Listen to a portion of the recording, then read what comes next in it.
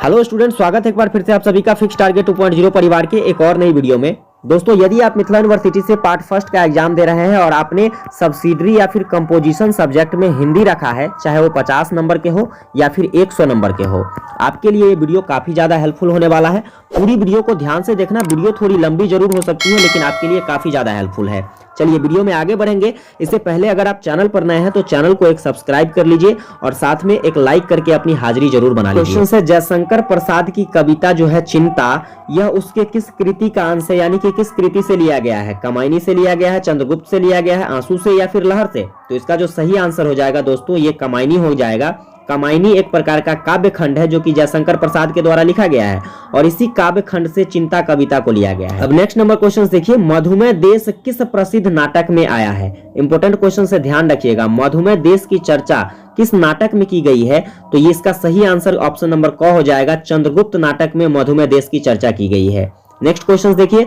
Next question है, शेर सिंह का शस्त्र समर्पण के कवि कौन है? यानी कि शेर सिंह का शस्त्र समर्पण कविता जो है, इसको किसके द्वारा लिखा गया है? तो इसका सही आंसर हो जाएगा Jaishankar Prasad. Next number question देखिए। क्वेश्चन है, शेर सिंह का शस्त्र समर्पण उनकी किस पुस्तक में संकलित है? यानी कि जयशंकर प्रसाद के किस पुस्तक से इसको लिया गया है? ऑप्शन 4 ऑप्शन दिए गए हैं। इसका जो सही आंसर हो जाएगा दोस्तों, ये हो जाएगा हमारा ऑप्शन नंबर क, लहर से लिया गया है। लहर काव्य संग्रह से इस कविता को लिया गया है। नेक्स्ट नंबर क्वेश्चन देखिए। नेक्स्ट क्वेश्चन से, प्रसाद जी की विद्यालयी शिक्षा कहां तक हुई थी? यानी कि उन्होंने विद्यालय में कहां तक पढ़ा था? तो इसका जो सही आंसर हो जाएगा दोस्तों, ऑप्शन नंबर ख हो जाएगा, केवल 6ठी तक पढ़े थे विद्यालय में। नेक्स्ट क्वेश्चन देखिए। अब आगे बढ़ते हैं। अगला क्वेश्चन हमारा क्या कहता है? अगला क्वेश्चन है कि प्रसाद जी का निधन कब हुआ? इंपोर्टेंट क्वेश्चन से याद रखिएगा। प्रसाद जी का निधन जो है दोस्तों, ये 1937 ईस्वी में हुआ। कब हुआ? 1937 ईस्वी। नेक्स्ट नंबर क्वेश्चन देखिए। नेक्स्ट क्वेश्चन से, प्रसाद जी ने साहित्य की किस विधा में लिखा? यानी कि साहित्य जो लिखते थे वो कौन सी विधा लिखा करते थे? कविता लिखते थे या फिर कहानी और निबंध लिखते थे या फिर नाटक और उपन्यास लिखते थे या इसमें से सभी लिखते थे? तो इसका जो सही आंसर हो जाएगा दोस्तों, ऑप्शन नंबर घ, ये कविता भी लिखा करते थे, कहानी, निबंध, नाटक, उपन्यास सब चीज लिखते थे। नेक्स्ट नंबर क्वेश्चन देखिए। नेक्स्ट क्वेश्चन से, प्रसाद जी की सर्वोत्तम उपलब्धि का दर्जा उनके किस काव्य को प्राप्त था?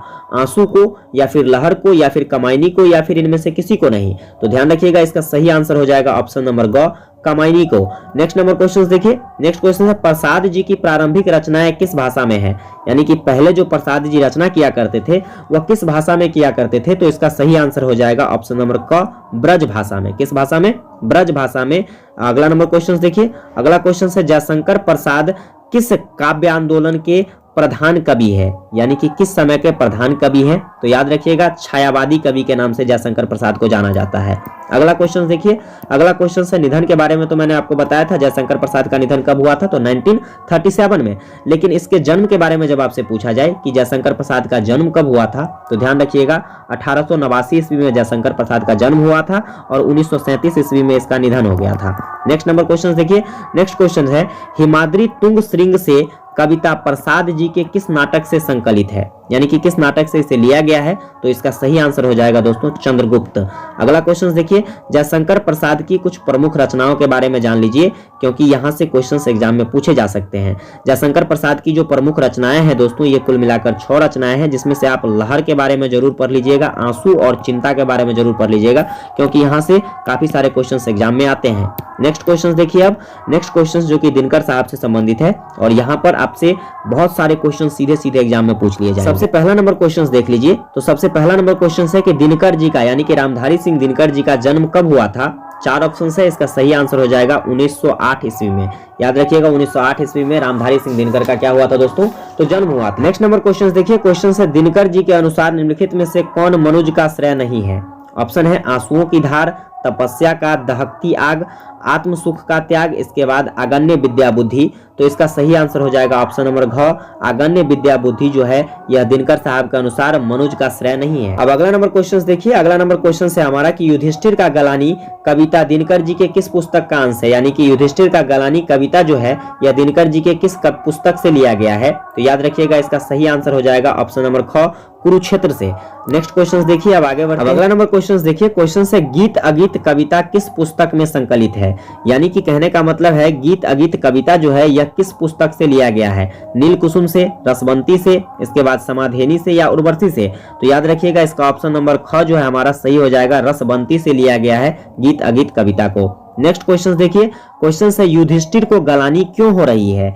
ये बहुत ही इंपॉर्टेंट क्वेश्चन है, इसे जरूर ध्यान रखिएगा और इसका जो सही आंसर हो जाएगा दोस्तों ऑप्शन नंबर घ, युद्ध जन्य विध्वंस देखकर युधिष्ठिर को गलानी हो रही है। अगला देखिए, अगला क्वेश्चन है दिनकर जी को निम्नांकित में कौन सा उपनाम दिया गया है? यानी कि दिनकर जी को किस नाम से और भी दूसरे नाम से जाना जाता है? तो याद रखिएगा इसका जो सही आंसर हो जाएगा ऑप्शन नंबर ख, वर्तमान का वैतालिक, वर्तमान का वैतालिक। नेक्स्ट क्वेश्चन देखिए, अज्ञेय किस नई काव्य धारा के प्रवर्तक माने जाते हैं? अज्ञेय जो है यह किस नई काव्य धारा के प्रवर्तक माने जाते हैं? तो याद रखिएगा इसका जो सही आंसर हो जाएगा दोस्तों हमारा ऑप्शन नंबर ग, प्रयोगवाद। कौन सा दोस्तों? प्रयोगवाद के प्रवर्तक माने जाते हैं। नेक्स्ट क्वेश्चन देखिए, नेक्स्ट क्वेश्चन है दिनकर किस काल के कवि हैं? बहुत ही इंपॉर्टेंट क्वेश्चन है, ये क्वेश्चन आपसे पूछी जा सकती है इसलिए ध्यान रखिएगा। दिनकर जो है दोस्तों ये छायावादोत्तर काल के कवि है। किस काल के? छायावादोत्तर काल के कवि हैं। नेक्स्ट आगे देखिए, अब आगे क्वेश्चन क्या कहता है? आगे क्वेश्चन है हमारा कि दिनकर किस काव्य धारा से संबद्ध है? ऑप्शन है छायावाद, प्रगतिवाद, दोनों, इनमें से कोई नहीं। तो इसका जो सही आंसर हो जाएगा हमारा ऑप्शन नंबर ग, दिनकर जो है दोस्तों यह छायावाद और प्रगतिवाद दोनों काव्य धारा से संबंधित है। नेक्स्ट देखिए, क्वेश्चन है दिनकर का जन्म कहाँ हुआ था? यानी कि रामधारी सिंह दिनकर जो थे इनका जन्म हुआ कहाँ था? तो ये बिहार में हुआ था और बिहार के सिमरिया में हुआ था। नेक्स्ट देखिए, नेक्स्ट क्वेश्चन जो है दिनकर जी मुजफ्फरपुर कॉलेज में हिंदी विभागाध्यक्ष यानी कि हिंदी के विभाग अध्यक्ष कब बने थे दिनकर साहब? तो दिनकर साहब जो थे दोस्तों यह 1950 ईस्वी में मुजफ्फरपुर कॉलेज में हिंदी के विभागाध्यक्ष बने थे। अगला क्वेश्चन देखिए, दिनकर जी भागलपुर विश्वविद्यालय के वाइस चांसलर भी बने और कब बने? तो याद रखिएगा इसका जो सही आंसर हो जाएगा दोस्तों ये हो जाएगा हमारा ऑप्शन नंबर ग, 1961 ईस्वी में दिनकर साहब जो थे यह भागलपुर विश्वविद्यालय के क्या बने थे? वाइस चांसलर बने थे। नेक्स्ट देखिए, क्वेश्चन है दिनकर जी की पहली कविता किस पत्रिका में प्रकाशित हुई थी? ये भी इंपॉर्टेंट क्वेश्चन है, ध्यान रखिएगा, पूछी जा सकती है। दिनकर जी जिनकी जो पहली कविता थी वह किस पत्रिका में सबसे पहले आया था? तो ये है हमारा छात्र सहोहर। याद रखिएगा छात्र सहोहर में इनकी पहली कृति प्रकाशित हुई थी। आगे बढ़िए, अगला नंबर क्वेश्चन देखिए, क्वेश्चन क्या कहता है? क्वेश्चन है कि दिनकर जी ने किस अवस्था में कविता रचना शुरू कर दिया था? यानी कि कितने वर्ष के थे वो तो कविता की रचना करना शुरू कर दिए? तो इसका जो सही आंसर हो जाएगा ऑप्शन नंबर ग, 15 साल की उम्र में, 15-16 साल की उम्र में वो क्या किए थे? तो कविता की रचना शुरू कर दिए थे। आजकल तो 15 साल के लड़के तो क्या करते हैं दोस्त पता ही होगा, कमेंट करके जरूर बताना। नेक्स्ट देखिए, क्वेश्चन है हुंकार का प्रकाशन प्रथमतः कब हुआ? यानी कि हुंकार जो है एक प्रकार की कविता है और इसका प्रकाशन सबसे पहले कब हुआ था?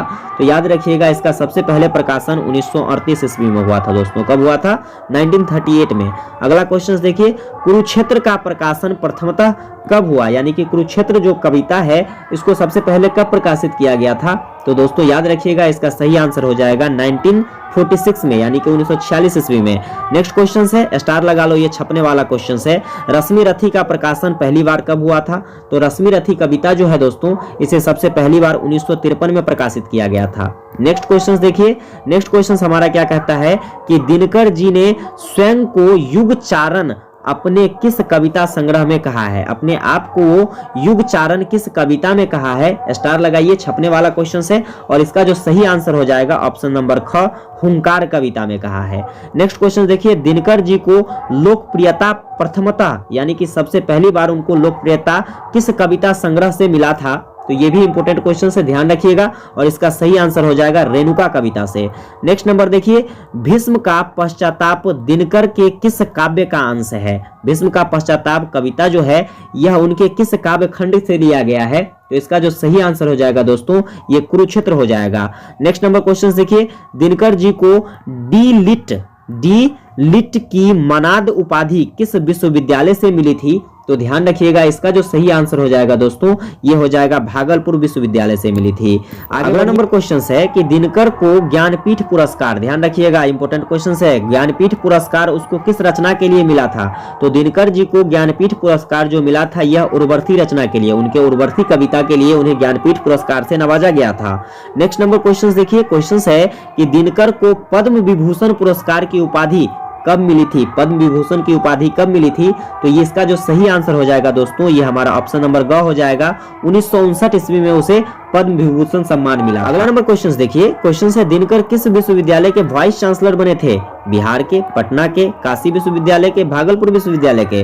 तो इसका सही आंसर हो जाएगा हमारा ऑप्शन नंबर घ, भागलपुर विश्वविद्यालय के वो वाइस चांसलर बने थे। अगला नंबर क्वेश्चन देखिए, क्वेश्चन है अंतर्राष्ट्रीय कवि सम्मेलन में भारतीय कवियों का प्रतिनिधित्व दिनकर ने कहाँ किया था? 4 ऑप्शन है और इसका सही आंसर जो हो जाएगा ऑप्शन नंबर ग, पोलैंड में दिनकर साहब के द्वारा भारतीय कवियों का प्रतिनिधित्व करने को मिला था। नेक्स्ट क्वेश्चन देखिए, क्वेश्चन है साहित्य अकादमी का पुरस्कार दिनकर को किस रचना के लिए मिला था? बहुत ही इंपॉर्टेंट क्वेश्चन है, साहित्य अकादमी पुरस्कार उनको किस रचना के लिए मिला था? तो याद रखिएगा इसका जो सही आंसर हो जाएगा हमारा ऑप्शन नंबर घ, संस्कृति के 4 अध्याय पर मिला। नेक्स्ट क्वेश्चन देखिए, क्वेश्चन है दिनकर ने कॉलेज की शिक्षा किस विश्वविद्यालय से प्राप्त की थी? बहुत ही इंपॉर्टेंट क्वेश्चन है, इसका सही आंसर हो जाएगा दोस्तों पटना विश्वविद्यालय से दिनकर साहब ने क्या किए थे? तो कॉलेज की शिक्षा अर्जन की थी। साथ में यहाँ दिनकर के द्वारा की गई कुछ रचनाएं हैं जो कि आपके लिए काफी ज्यादा इंपॉर्टेंट है, ये क्वेश्चन पूछे जा सकते हैं। जैसे पूछेगा कि मनोज का श्रेय किनके द्वारा लिखा गया है? रामधारी सिंह दिनकर के द्वारा। ब्याल पर विजय, इसके बाद गीत अगीत, युधिष्ठिर की गलानी, भीष्म का पश्चाताप, ये सब पूछे जा सकते हैं, ध्यान रखिएगा। आगे बढ़ते हैं, आगे अब नागार्जुन साहब के बारे में कुछ जान लेते हैं। देखिए यहाँ से क्वेश्चंस पूछी जा सकती है आपसे कि किस कवि का असली नाम वैद्यनाथ मिश्र था? तो ये नागार्जुन साहब का, किसका दोस्तों? नागार्जुन साहब का। अब आगे बढ़िए, नागार्जुन साहब का जन्म कब हुआ था? याद रखिएगा 1911 में, यानी कि 1911 ईस्वी में। अगला नंबर क्वेश्चन देखिए, क्वेश्चन है नागार्जुन किस काव्य धारा से संबद्ध है? 4 ऑप्शन यहाँ पर दिए गए हैं, इसमें से सही आंसर जो हो जाएगा हमारा ऑप्शन नंबर क, प्रगतिवाद कवि थे दोस्तों नागार्जुन साहब। नेक्स्ट क्वेश्चन देखिए, क्वेश्चन है वे और तुम शीर्षक कविता के कवि कौन है? तो इसका आंसर ध्यान रखिएगा वो हो जाएगा हमारा नागार्जुन साहब। नागार्जुन के द्वारा ही वे और तुम कविता लिखा गया है। आगे बढ़ते हैं, अगला नंबर क्वेश्चन देखिए, क्वेश्चन क्या कहता है? क्वेश्चन है वे और तुम कविता में वे संबोधन किसके लिए आया है? यानी कि वे और कविता में वे शब्द का प्रयोग किसके लिए किया गया है? तो इसका सही आंसर है दोस्तों श्रमिक, ऑप्शन नंबर ग। नेक्स्ट देखिए, नेक्स्ट क्वेश्चन है नागार्जुन खड़ी बोली के अतिरिक्त और किस भाषा में कविताएं लिखते थे? तो याद रखिएगा इसमें इसका सही आंसर हो जाएगा दोस्तों मैथिली, यानी कि ऑप्शन नंबर ग, मैथिली में भी वो रचना किया करते थे। नेक्स्ट नंबर क्वेश्चन देखिए, नेक्स्ट नंबर क्वेश्चन है नागार्जुन कैसे कवि है? ऑप्शन है प्रगतिवादी, प्रयोगवादी, जनवादी और इनमें से सभी। देखो यहाँ पर कंफ्यूज करने वाले ऑप्शन है, ध्यान रखिएगा। नागार्जुन साहब जो थे दोस्तों ये प्रगतिवादी कवि भी थे, प्रयोगवादी कवि भी थे और जनवादी कवि भी थे, इसलिए इसका सही आंसर क्या हो जाएगा? ऑप्शन नंबर घ। अगला नंबर क्वेश्चन देखिए, क्वेश्चन है नागार्जुन साहब का जन्म हुआ कहाँ था? ये भी बहुत इंपॉर्टेंट क्वेश्चन है, इसे जरूर ध्यान रखिएगा। नागार्जुन साहब का जन्म जो हुआ था दोस्तों ये हुआ था तरोनी में, जो कि दरभंगा जिला में है। कहां पर है दोस्तों? दरभंगा जिला में। अगला नंबर क्वेश्चन क्या है? नागार्जुन घर छोड़कर कब निकल गए थे? देखिए एक सफलता के लिए क्या क्या त्यागना पड़ता है, इन्होंने अपने घर को भी त्याग दिया था, तब जाकर इसे ऐसी उपलब्धि मिली थी। तो ध्यान रखिएगा नागार्जुन साहब जो थे दोस्तों ये अपना घर कब छोड़ दिए थे? तो 1934 ईस्वी में अपने घर को त्याग दिए थे, घर को त्याग कर ये कहीं बाहर निकल गए थे। अब आगे नेक्स्ट नंबर क्वेश्चन है नागार्जुन यात्री के नाम से किस भाषा में रचना करते थे? यानी कि देखिए नागार्जुन को यात्री के नाम से जाना जाता था और उसे किस भाषा की रचना में यात्री के नाम से जाना जाता था? हिंदी में, मैथिली में, दोनों में या फिर इनमें से कोई नहीं? तो याद रखिएगा इसका सही आंसर हो जाएगा हमारा ऑप्शन नंबर ग, दोनों भाषाओं में, हिंदी भाषा में भी और मैथिली भाषा में भी इन्हें यात्री के नाम से जाना जाता था। नेक्स्ट नंबर क्वेश्चन देखिए, मैथिली में नागार्जुन की पहली रचना कौन सी छपी थी? मैथिली में इन्होंने जो रचना किया था उसमें पहली रचना क्या थी इनकी? तो याद रखिएगा इसका सही आंसर जो हो जाएगा दोस्तों ये हमारा ऑप्शन नंबर ग, रात के प्रति। नेक्स्ट क्वेश्चन देखिए, नेक्स्ट क्वेश्चन है विश्व बंध साप्ताहिक में प्रथमतः नागार्जुन की कौन सी रचना छपी थी? यानी कि विश्व बंध साप्ताहिक पत्रिका है एक प्रकार की, इसमें नागार्जुन की सबसे पहली पुस्तिका जो थी ये कौन सी थी जो छपी हुई थी? तो इसका भी सही आंसर हो जाएगा हमारा ऑप्शन नंबर ख, राम के प्रति।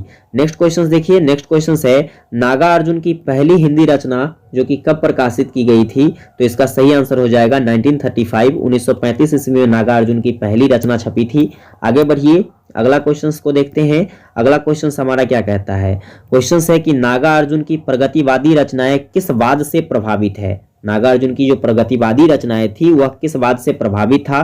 तो इसका सही आंसर हो जाएगा हमारा दोस्तों मार्क्सवादी। ठीक है, इसका सही आंसर ऑप्शन नंबर ख। अब अगला नंबर क्वेश्चन देखिए। क्वेश्चन है नागार्जुन को साहित्य अकादमी पुरस्कार किस रचना के लिए प्राप्त हुआ था? ऑप्शन है मिथिला, इसके बाद सिंदूर तिलकित भाल, इसके बाद है पत्रहीन नग्नगाछ जो कि इनकी मैथिली रचना थी, और इनमें से कोई नहीं। तो इसका जो सही आंसर हो जाएगा हमारा ऑप्शन नंबर ख हो जाएगा। सिंदूर तिलकित भाल रचना के लिए इसे क्या किया गया था दोस्तों? साहित्य अकादमी पुरस्कार से नवाजा गया था। यहाँ पर इसकी कुछ महत्वपूर्ण रचनाएं हैं जिसे आपको ध्यान रखना है। इसमें से आप ध्यान रखिएगा, तुमने कहा था, इसके बाद दोस्तों हजार हजार बहुवाली, इसके बाद दोस्तों रत्न गर्भ, और इसके बाद आपको ध्यान रखना है प्यासी पथराई आंखें। ये क्वेश्चंस आपसे पूछी जा सकती है कि किसकी रचनाएं हैं, तो ध्यान रखिएगा ये रचनाएं जो है नागार्जुन की रचनाएं हैं। आगे बढ़ते हैं। अगला देखिए, अगला क्वेश्चन क्या कहता है आपसे। अगला क्वेश्चन कहता है धर्मवीर भारती का जन्म कब हुआ था? तो धर्मवीर भारती साहब का जन्म जो हुआ था दोस्तों ये 1926 में हुआ था, यानी कि 1926 ईस्वी में हुआ था। इसलिए इसका सही आंसर हमारा ऑप्शन नंबर घ हो जाएगा। अब आगे बढ़ते हैं। अगला नंबर क्वेश्चन है ठंडा लोहा शीर्षक काव्य संग्रह के रचनाकार हैं, यानी कि ठंडा लोहा शीर्षक कविता को किसके द्वारा लिखा गया है? इसका सही आंसर हो जाएगा ऑप्शन नंबर क, धर्मवीर भारती के द्वारा लिखा गया है। अगला नंबर क्वेश्चन है महाभारत की कथा पर आधारित भारती के काव्य नाटक का शीर्षक है। देखो इंपोर्टेंट क्वेश्चन से ध्यान रखिएगा, महाभारत पर आधारित भारती जी के द्वारा ऐसा कौन सा काव्य नाटक लिखा गया है, इसके बारे में आपसे पूछा जा रहा है। तो इसका जो दोस्तों सही आंसर हो जाएगा हमारा ऑप्शन नंबर ख हो जाएगा, अंधा युग। चलिए अब आगे बढ़ते हैं। अगला नंबर क्वेश्चंस को देखते हैं। क्वेश्चंस क्या है? तो क्वेश्चंस हमारा कहता है धर्मवीर भारती किस प्रसिद्ध साप्ताहिक हिंदी पत्रिका के संपादक थे? इंपोर्टेंट क्वेश्चन है, इसे जरूर ध्यान रखिएगा। इसका सही आंसर हो जाएगा दोस्तों धर्मयुग। क्या हो जाएगा? ऑप्शन नंबर ग, धर्मयुग। नेक्स्ट नंबर क्वेश्चन देखिए। क्वेश्चन है कवि और कल्पना शीर्षक कविता में कालिदास की किस रचना का संदर्भ आया है? 4 ऑप्शंस दिया गया है दोस्तों, इसका सही आंसर हो जाएगा हमारा ऑप्शन नंबर ग, मेघदूत। नेक्स्ट क्वेश्चन देखिए। क्वेश्चन से सांझ का बादल शीर्षक कविता के रचनाकार कौन है? तो इसका जो सही आंसर हो जाएगा दोस्तों हमारा ऑप्शन नंबर घ हो जाएगा, धर्मवीर भारती के द्वारा सांझ का बादल कविता लिखा गया है। नेक्स्ट क्वेश्चन देखिए। मनुष्य को मनुष्य मानना गुनाह है, यह किस कवि की पंक्ति है? तो ध्यान रखिएगा ये जो पंक्ति कही गई है ये धर्मवीर भारती के द्वारा कहा गया है, इसलिए इसका सही आंसर हो जाएगा हमारा ऑप्शन नंबर क। अगला क्वेश्चन देखिए। धर्मवीर भारत की किस वाद से संबद्ध कवि है? धर्मवीर जो है यह भारत के किस वाद से संबद्ध कवि है? इंपोर्टेंट क्वेश्चन है, इसका सही आंसर हो जाएगा नई कविता। क्या हो जाएगा दोस्तों? नई कविता। चलिए आगे बढ़ते हैं। अगला क्वेश्चन है धर्मवीर भारती का जन्म कहाँ हुआ था? तो धर्मवीर भारती साहब का जन्म जो हुआ था दोस्तों ये इलाहाबाद में हुआ था। कहाँ पर हुआ था? इलाहाबाद में हुआ था। चलिए आगे बढ़ते हैं। अब अगला नंबर क्वेश्चन को देखिए। अगला नंबर क्वेश्चन है कि धर्मवीर भारती धर्मयुग के संपादक कब हुए? धर्मयुग के संपादक के रूप में इसे कब जाना जाने लगा? तो दोस्तों इसका सही आंसर हो जाएगा 1960 यानी कि 1960 ईस्वी में। अगला देखिए। अगला क्वेश्चन है धर्मवीर भारती को पद्मश्री सम्मान यानी कि पद्मश्री उपाधि इसे कब मिली थी? तो इसका सही आंसर जो है दोस्तों 1972 हो जाएगा, ऑप्शन नंबर ग। चलिए अगला क्वेश्चन देखिए। गुनाहों का देवता क्या है? गुनाहों का देवता कविता है या उपन्यास है या फिर दोनों है? तो इसका सही आंसर हो जाएगा दोस्तों ऑप्शन नंबर ख, उपन्यास है। क्या है दोस्तों? गुनाहों का देवता एक उपन्यास है। आगे देखिए। आगे यहाँ पर कुछ रचनाओं के बारे में बताया गया है जो कि धर्मवीर के द्वारा की गई रचना है। इसमें से आप कौन कौन सा ध्यान रखेंगे? एक तो ध्यान रखेंगे आप अंधा युग, आपसे पूछा जा सकता है धर्मवीर के द्वारा रचित अंधा युग निम्नलिखित में से क्या है? तो आप याद रखेंगे यह काव्य नाटक है। साथ में दोस्तों यहाँ पर आप ध्यान रखोगे गुनाहों का देवता। इसके बाद दोस्तों ध्यान रखेंगे सूरज का 7वां घोड़ा। इसके बाद दोस्तों युद्ध क्षेत्र, और इसके बाद यहाँ पर याद रखेंगे देशांतर। और साथ में दोस्तों एक और याद रखिएगा, वह क्या है? तो पश्यंती। ये इंपॉर्टेंट पॉइंट्स हैं जिसे आपको ध्यान रखना है। यहाँ से आपके एग्जाम में क्वेश्चंस बन सकते हैं। उम्मीद करता हूँ कि आपको ये वीडियो काफी ज्यादा हेल्पफुल लगी होगी, नॉलेजेबल लगी होगी। इसीलिए वीडियो को एक लाइक कर दीजिए और कमेंट करके जरूर बताइए कि आपको किस टॉपिक पर वीडियो चाहिए। साथ में दोस्तों अपने दोस्तों के बीच जरूर शेयर कर दीजिए और मेरे टेलीग्राम ग्रुप को जरूर ज्वाइन कर लीजिए। लिंक डिस्क्रिप्शन में दिया गया है, वहां पर आपको एग्जाम से पहले क्वेश्चंस मिल जाएगी। मिलते हैं आप लोगों से अगली वीडियो में, तब तक के लिए जय हिंद।